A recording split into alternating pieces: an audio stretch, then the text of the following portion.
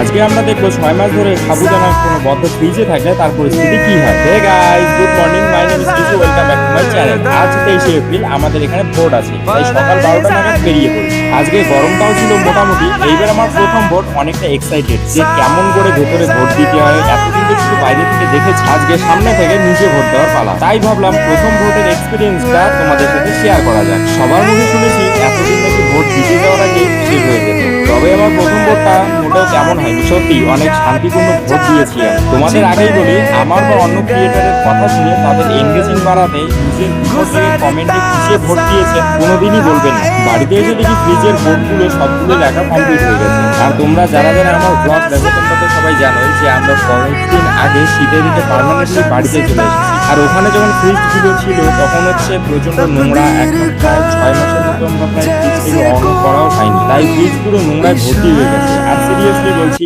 আমার পরিষ্কার থাকতে এবং নিজের জিনিস পরিষ্কার করতে খুবই ভালো লাগে। আর আমি বেশি পছন্দ করি যে আমার ঘরের যে সমস্ত জিনিসগুলো আছে সেটা যেন সবসময় পরিষ্কার থাকে। তাই পড়াশুনো বা অন্যান্য কাজ যদি না থাকে, আমি সবসময় ঘরের কাজেই ব্যস্ত থাকি, এটা ওটা পরিষ্কার করতে থাকি। আর তোমরা তো জানোই যে আমি ঘরের কাজ করতে অত্যন্ত ভালোবাসি, যে কোনো জিনিস পরিষ্কার করতে। তোমরা তো যারা আমার ব্লগ দেখো তারা অবশ্যই জানো। আর ফ্রিজটাকে যেমন তেমন ভাবে মুছে ফেলা এটা তো কেউ করতেই পারবে, কিন্তু এইভাবে সমস্ত পার্টগুলোকে আমি খুলে খুলে মুছি যাতে একটুকু কোথাও নোংরা না থাকে। আর এই কাজটা আমি একমাত্র পাই, আর মা সেভাবে পারেও না। আর এগুলো জিনিস খুলে আবার লাগানো এটা তেমন একটা সহজ কাজ নয়ও মায়ের পক্ষে, তাই না? তাই একে একে সমস্ত পার্টগুলো আমি খুলছিলাম আর হচ্ছে নিচে রাখছিলাম। আর এখন পরিষ্কার করার পালা। আর তোমরা দেখতেই পাচ্ছ যে ফ্রিজটা পুরো নোংরায় একদম শেষ হয়ে গেছে। আর এই পাশে আমাদের ঠাম্মা এখানে হচ্ছে টিভি দেখছে, আর মা তখন চা করছিল। আর যখন আমি প্রায় 90% কাজ শেষ করেই ফেলেছি, তখন হচ্ছে আমাদের এখন একবার ব্রেক নেব, কেননা আমাদের মা চা করে ফেলেছে। তাই এখন আমরা চা খেয়ে আবার পরের কাজটা করতে থাকবো। তাই খেয়ে দিয়ে কাজ কমপ্লিট করে ফেলি।